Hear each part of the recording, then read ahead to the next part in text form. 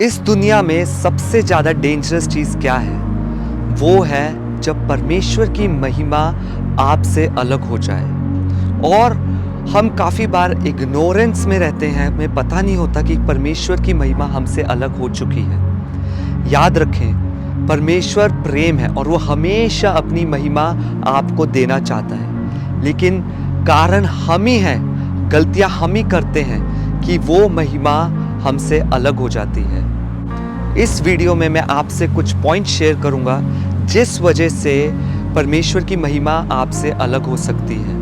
और अगर आप उस सिचुएशन में हैं, आप जब इस वीडियो को देख रहे हैं, जब आपको परमेश्वर की महिमा, उसकी प्रेजेंस महसूस नहीं हो रही है, तो आपको क्या करना है कि उसकी महिमा वापस, उसकी प्रेजेंस वापस आपके जीवन में रिस्टोर हो।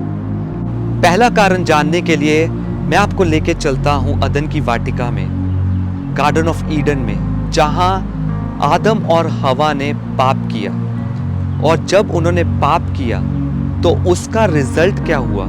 उसका रिजल्ट यही था कि वो परमेश्वर की महिमा से अलग हो गए। ऐसे ही ये अनआज्ञाकारिता एक बहुत बड़ा कारण है कि हम रियलाइज नहीं करते, जब हम अनआज्ञाकारिता में चल रहे होते हैं तो परमेश्वर की महिमा बहुत इजीली हमसे डिपार्ट हो जाती है, हमसे अलग हो जाती है। और जिस मोमेंट में परमेश्वर की महिमा हमसे अलग होती है, उसी समय हम सबसे ज़्यादा डेंजरस जोन में हैं और हम सबसे ज़्यादा करीब हैं शैतान के। तो अनआज्ञाकारिता, अगर आपके जीवन में अनआज्ञाकारिता है तो आप परमेश्वर की महिमा को खो सकते हैं और बहुत आराम से खो सकते हैं। इसलिए आप ध्यान दें अपने जीवन में, अपने हृदय में, कि कहीं आप अपने जीवन में कोई अनआज्ञाकारिता जो परमेश्वर ने आपको करने को कह रहा है और आप उसके विरोध में चल रहे हैं, तो परमेश्वर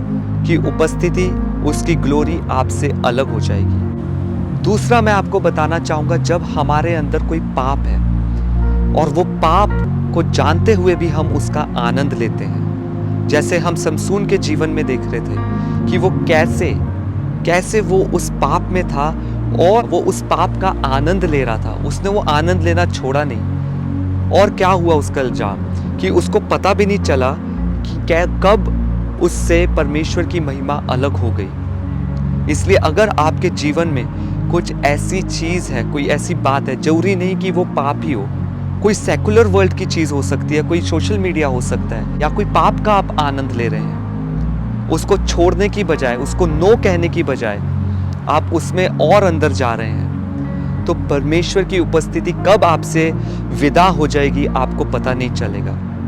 तीसरा मैं आपको बताना चाहूँगा, जब शैतान आपके और परमेश्वर के रिश्ते के बीच आता है और वो उस रिश्ते में दरार लाता है। इसका एग्जाम्पल दूंगा, जब दाऊद अपनी सेना के साथ चलता था, वो वाचा का संदूक लेके चलता था और वो वाचा का संदूक परमेश्वर की उपस्थिति को बताता है। और जब वो परमेश्वर की उपस्थिति, जब वो वाचा का संदूक, जो विरोधी सेना थी, उनको पता चला, वो उसको लेके चली गई और वहां से उनकी हार शुरू हुई। ऐसे ही जब विरोधी आपके और परमेश्वर के रिश्ते के बीच आता है, आपको ध्यान देना है कि आप कहीं डिसीव ना हो। बड़े आराम से वो आपके और परमेश्वर के रिश्ते को, आपका जो टाइम है परमेश्वर के साथ, उसको चुरा सकता है। इसलिए आप अपने परमेश्वर के साथ जो रिश्ता है उसको बना के रखें और ध्यान दें कि आप किसी आजमाइश में ना पड़े कि ये रिश्ते में दरार है, क्योंकि जब परमेश्वर की उपस्थिति से आप अलग हो जाएंगे, वहां पे आपके जीवन में हार का सिलसिला शुरू होगा। अब मैं आपको बताऊंगा, अगर आप परमेश्वर की महिमा को खो चुके हैं तो आपको क्या करना है। जो हमने 3 किस्से देखे, उसमें जब इन्होंने परमेश्वर की महिमा खो दी तो परमेश्वर की महिमा वापस भी आई। जब हम देखते हैं आदम और हवा के किस्से में, वहां पे क्या हुआ था?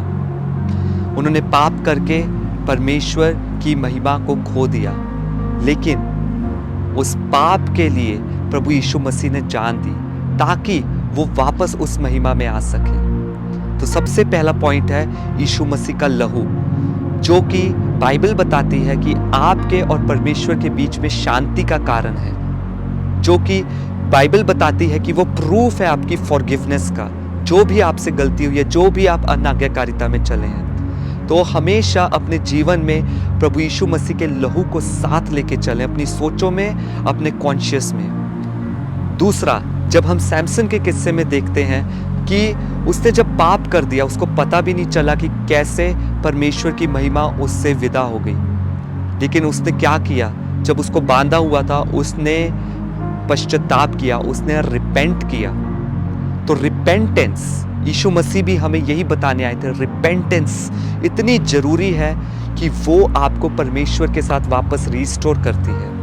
जब समसून ने रिपेंट किया, उसकी ग्लोरी, परमेश्वर ने उसकी ग्लोरी को रिस्टोर किया, परमेश्वर ने अपनी महिमा को फिर प्रकट किया।